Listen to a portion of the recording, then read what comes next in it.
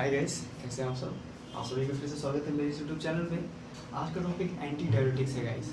Diabetics के बारे में हम लोग समझ लिया और डायबिटिक्स का एकदम मोटा मोटी अगर बात कहूँ तो ये आप कह सकते हो कि रीअब्जॉर्प्शन को ही रोकना था, यानी फिर से सारे आयंस आपके जो भी हैं वो ब्लड में ना जाएँ और चले जाएँ कहाँ, नेफ्रॉन्स या ट्यूब्यूल्स में, ताकि एक्सक्रीशन हो और यूरिन का वॉल्यूम बढ़े। जस्ट डायबिटिक्स एंटी डायबिटिक्स हमारा उल्टा है।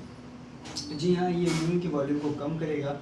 इसमें सबसे पहली ड्रग जो आती है वो एडीएच है, यानी एंटी डायबिटिक हार्मोन्स हैं जो हमारे बॉडी में होती हैं। ये भी रेगुलेट करती हैं यूरिन की वॉल्यूम को कम करने के लिए। इसमें कई इसके एनालॉग्स हैं, जैसे वैसोप्रेसिन, डेस्मोप्रेसिन, लेप्रेसिन और टेलिप्रेसिन। ठीक है, तो यहाँ पे एंटी डायबिटिक के बारे में कुछ ज़्यादा जानना जरूरी नहीं है। सिर्फ डायबिटिक से सबसे मेन तो मैंने आपको बता दिया, जस्ट उसका उल्टा करो और एंटी डायबिटिक्स करना है। ठीक है, तो पहला हो गया। दूसरा जो हमारा है वो है थायाजाइड। ये तब दिया जाता है जब एडीएच काम कर नॉट इफेक्टिव हो, उतना काम कर या फिर असरदार ना हो, तब हम थायाजाइड देते हैं। इसमें एमिलोराइड आता है, मिसलेनियस में इंडोमेथासिन, प्रोपोमाइड और कार्बामेज़ापिन। आपको याद होगा कार्बामेज़ापिन आपने पहले भी पढ़ लिया है। ठीक है, बारे में से सबको डिटेल करेंगे। इसमें सबसे ज़्यादा जरूरी है थायाजाइड का, क्योंकि आपको कंफ्यूजन ये क्रिएट हो सकता है। थायाजाइड तो डायबिटिक में भी था, एंटी डायबिटिक में भी वो है। हाँ जी हाँ, एकदम सही, ये एंटी डायबिटिक में भी काम करता है। देखिए, एंटी डायबिटिक में लूप भी काम करता है, पर लूप का क्या होता है ना, स्ट्रॉन्ग एक्शन होता है, पर इसलिए उसका ज़्यादा प्रिस्क्रिप्शन नहीं होता है, उसको ज़्यादा प्रिस्क्राइब नहीं किया जाता है कि वो एंटी डायबिटिक में काम करे, क्योंकि इसका शॉर्ट एक्शन है और लेकिन स्ट्रॉन्ग एक्शन है। पर थायाजाइड क्या है, एक इसका मैकेनिज्म तो अननोन है देखा जाए, लेकिन कुछ मैकेनिज्म कहीं से करेक्ट करके मैं लेके आया हूँ, तो बताते हैं क्या है। सबसे पहले आप ये जान लीजिए, ये तब यूज़ होता है, थायाजाइड तब यूज़ करते हैं जब डायबिटीज़ इंसिपिडस का पेशेंट हो और उसमें एंटीबायोटिक देना हो, तो ये डायबिटिक दे सकते हैं। थायाजाइड एक्शन कर सकती है उसमें, कैसे, एंटीडायबिटिक की तरह। ठीक, तो मोड्स ऑफ एक्शन की बात कर लेते हैं। सबसे पहला पॉइंट कि इलेक्ट्रॉनिक जो डिप्लेशन हो रहा है उसको सस्टेन करता है। ग्लोमेरुलर फिल्ट्रेशन को वहाँ पे क्या कर रहा था, रीअब्जॉर्ब नहीं होने दे रहा था, यहाँ पे रीअब्जॉर्ब होने देगा, ताकि ग्लोमेरुलर फिल्ट्रेशन की रेट बढ़े। और जैसे ही रेट बढ़ेगा तो फ्लूइड का जो लोड है वो ट्यूब्यूल्स पे बढ़ेगा, यानी ट्यूब्यूल्स पे फ्लूइड का लोड इंक्रीज हो जाएगा। ठीक है, तो जो वहाँ पे हो रहा था, बस यहाँ पे उसी का आपको अपोजिट करना है गाइस, और आपका सारा काम हो जाएगा। ट्यूबुलर फ्लूइड पे जब लोड बढ़ेगा तो वहाँ पे रीअब्जॉर्प्शन की प्रक्रिया बढ़ जाएगी, और रीअब्जॉर्प्शन का प्रोसेस जैसे ही बढ़ेगा तो जो आयंस है वो वापस ब्लड में जाएंगे और फ्लूइड जो हमारे यूरिन में है वो कम होता जाएगा गाइस।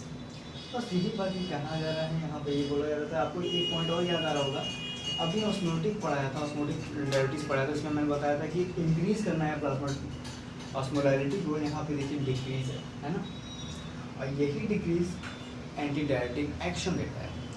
तो थायाजाइड का ही सबसे अलग था और कंफ्यूजन था, इसलिए मैंने इसको अभी भी बता दिया।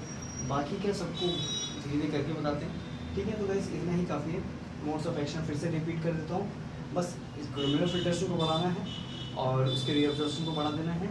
बस फ्लूइड का जो लोड होगा वो ट्यूब्यूल से बढ़ने लगेगा, प्रोड्यूस होगा, और यही हमारा प्लाज्मा ऑस्मोलैरिटी का डिक्रीज होना है, यानी एंटीडायबिटिक एक्शन लेना है। ठीक है, बाकी जो बच्चे हैं उनके डिटेल करते हैं।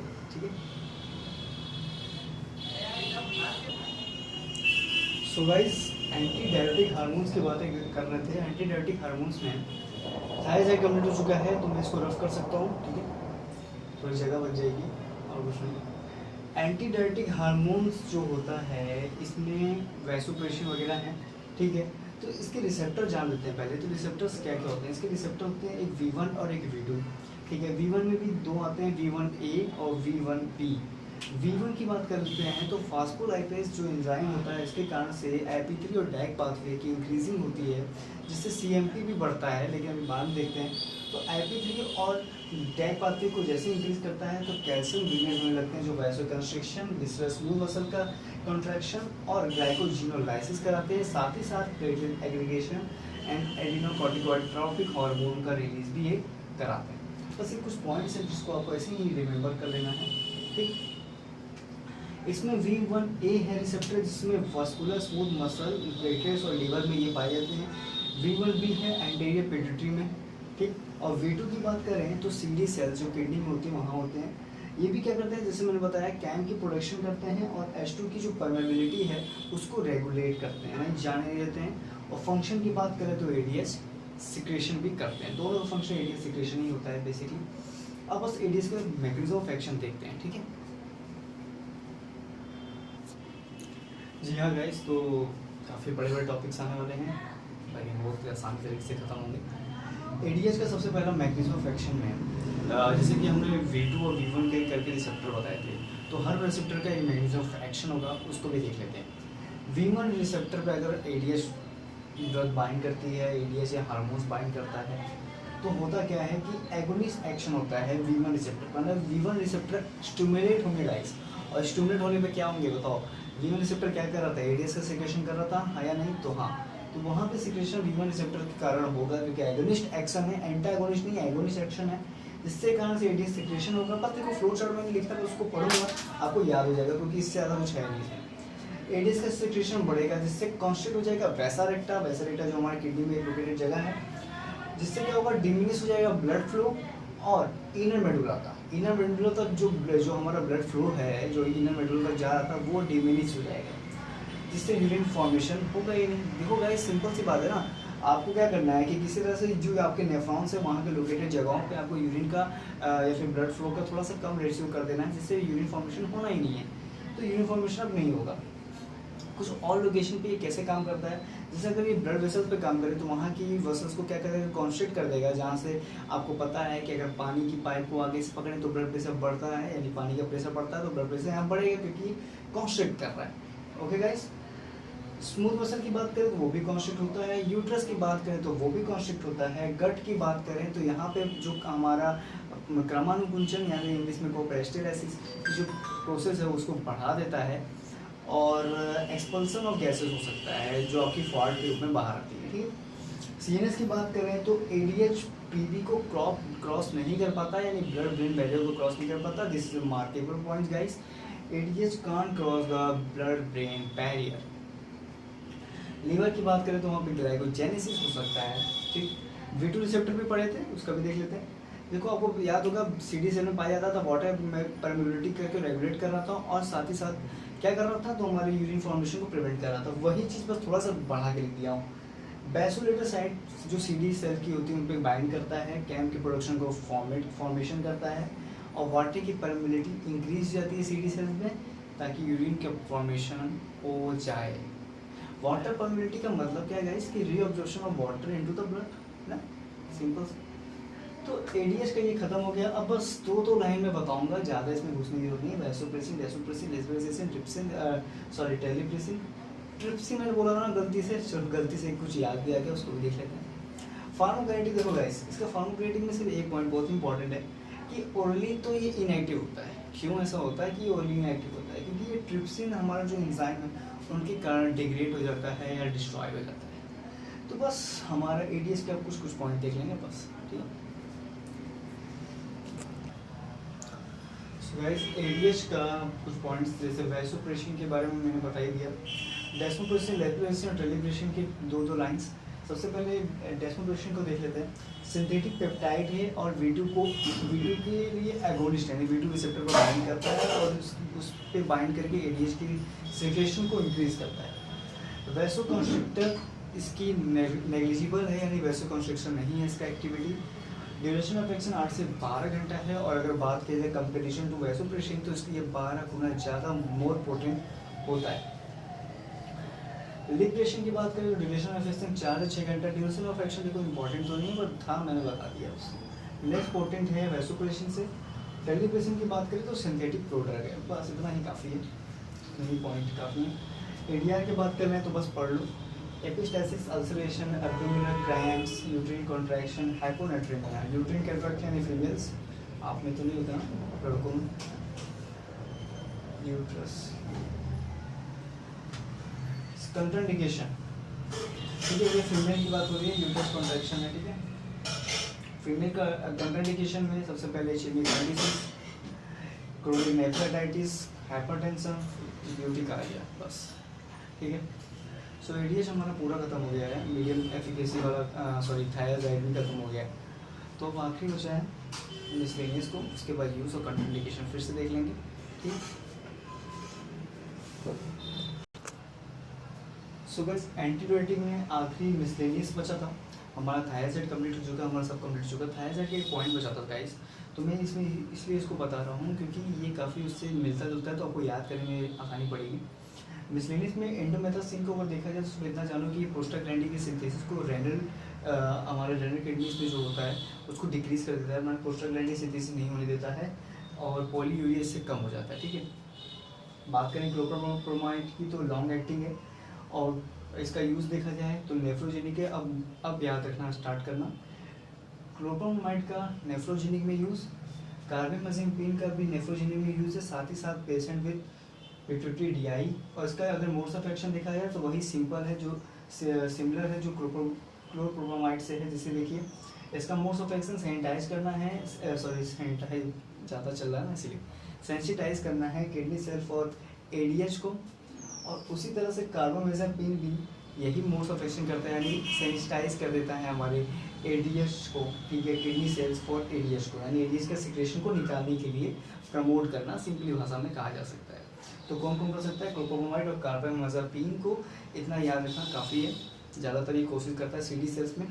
ठीक है, यूज़ के बाद आपको बता दिया मैंने, मोड्स ऑफ एक्शन बता दिया। अब जो थायराइड में पॉइंट छूट रहा था एमिलोराइड का गाइस, वहाँ देखिए सिर्फ इतनी बात नोट करनी है कि इन लिथियम इंड्यूस नेफ्रोजेनिक, यानी इसका भी यूज़ नेफ्रोजेनिक में है ना, लेकिन ये लिथियम के कारण जो होने वाला है उसमें है। ठीक है, सो यही आपके कुछ पॉइंट्स थे। अब बस हमारा खत्म हो चुका है एंटीडायरेटिक, और कुछ छोटे मोटे पॉइंट्स और गिन चुन के 5 हैं, उनको भी मैं बता देता हूँ। ठीक, सो गाइस एंटीडायरेटिक हमारा आखिरी सांस लेते हुए दम तोड़ते हुए हमारे सामने है। ठीक है, तो एंटीबायोटिक का सबसे पहले यूज़ देख लेते हैं। देखिए मोटा मोटा अब यूज़ बताने वाला हूँ, मैंने सारी चीज़ों के बारे में एक्सप्लेन किया, जितना होना चाहिए उससे ज़्यादा ही कर दिया होगा शायद, तो अच्छी बात है ना। तो खैर क्या है कि हमने क्लासिफिकेशन अकॉर्डिंग सारी चीज़ें देख ली, कुछ इंपॉर्टेंट पॉइंट्स भी देख लिए, सब सारी चीज़ देख ली, मैकेनिज्म एक्शन की बात भी कर ली। अब मोटा मोटी एंटीबायोटिक्स का यूज़ देखते हैं और मोटा मोटी उसका आइडिया देखते हैं, या जो भी हमारे पॉइंट्स हैं वो देखते हैं। देखिए यूज़ करने की बात करते हैं तो डायबिटीज़ इंस्पाइडर भी इसका यूज़ हो ही रहा था, नेफ्रोजेनिक डायबिटीज़ में यूज़ है, न्यूरोजेनिक डायबिटीज़ में यूज़ है। अब थोड़ी सी बातें कर लेते हैं नेफ्रोजेनिक डायबिटीज़ में क्या होता है, जानने के लिए सिर्फ सीडी सेल जो होती है ना, वो उसकी सेंसिटिविटी डिक्रीज जाती है, जिसके कारण से जो हमारा एडीएच रिसेप्टर उस पर, देखो आप सिंपल समझो ना, जब तक वो सीडी सेल्स जो हैं, अगर एडीएच सीडी सेल्स पे बाइंड नहीं करेगा तब तो उसके एक्सक्रीशन वॉल्यूम बढ़ेगी नहीं। ठीक है, तो वही चीज़ है कि उसकी सेंसिटिविटी डिक्रीज हो जा रही है, जिसके कारण से एडीएच रिसेप्टर जो एल्डोस्टेरोन के लिए वो भी डिक्रीज हो जा रहा है या कम हो जा रहा है। और अब बताओ, जब एडीएच कम हो जा रहा है, एडीएच बाइंड नहीं कर पा रहा अपने रिसेप्टर से, तो यूरिन वॉल्यूम को घटा पाएगा नहीं, क्योंकि उसका काम वही है एंटीडायबिटिक हार्मोन, तो काम कर पाएगा नहीं, इसलिए यूरिन वॉल्यूम बढ़ेगा। ये ऐसा केस होता है नेफ्रोजेनिक डायबिटीज़ में, जहाँ पर हम ड्रग देख के उस चीज़ को ट्रीट करते हैं।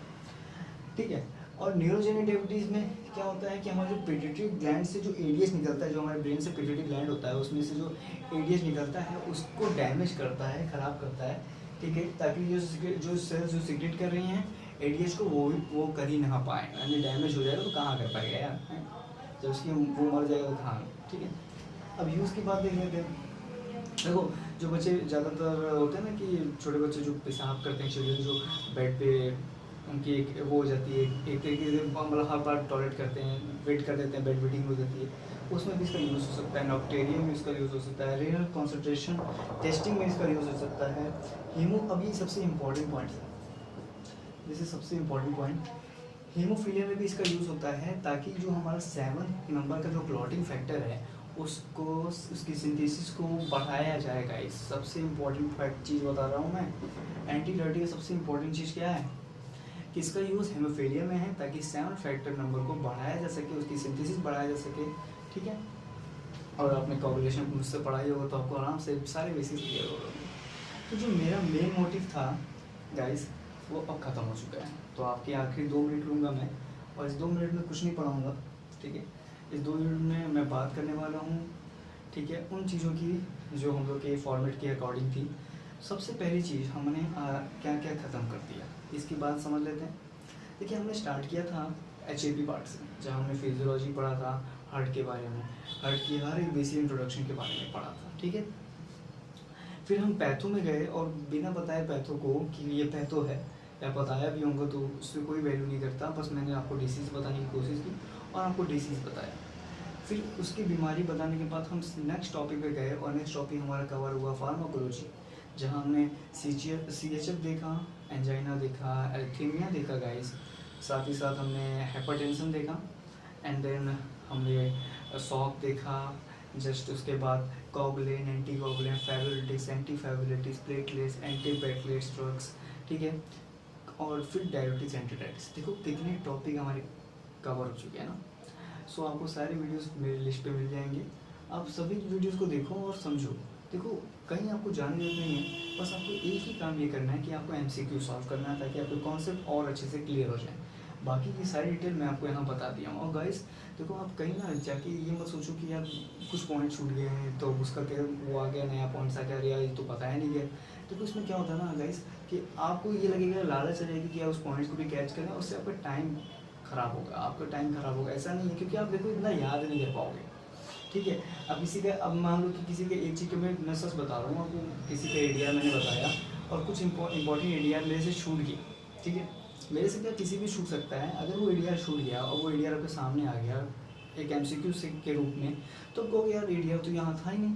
तो गाइस क्या करना है, आपको MCQ सॉल्व करना है। इसीलिए कह रहा हूँ मैं जितना कोशिश कर सकूँ उतना कर रहा हूँ, लेकिन क्या है ना, जब तक आप MCQ सॉल्व नहीं करोगे तब तक आपका एडीआर सॉल्व नहीं होगा, तब तक आपका क्वेश्चन और कॉन्सेप्ट कुछ सॉल्व नहीं होगा।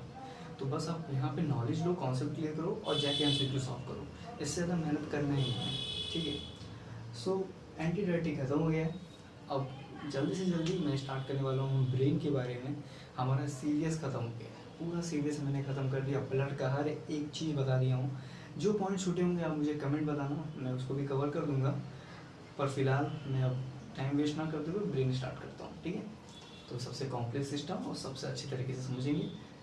तो मिलते हैं आपको नेक्स्ट वीडियो में। तो पढ़ते रहिए, keep safe, stay at home, ठीक है। जल्दी हो तभी बाहर निकलें। थैंक्स।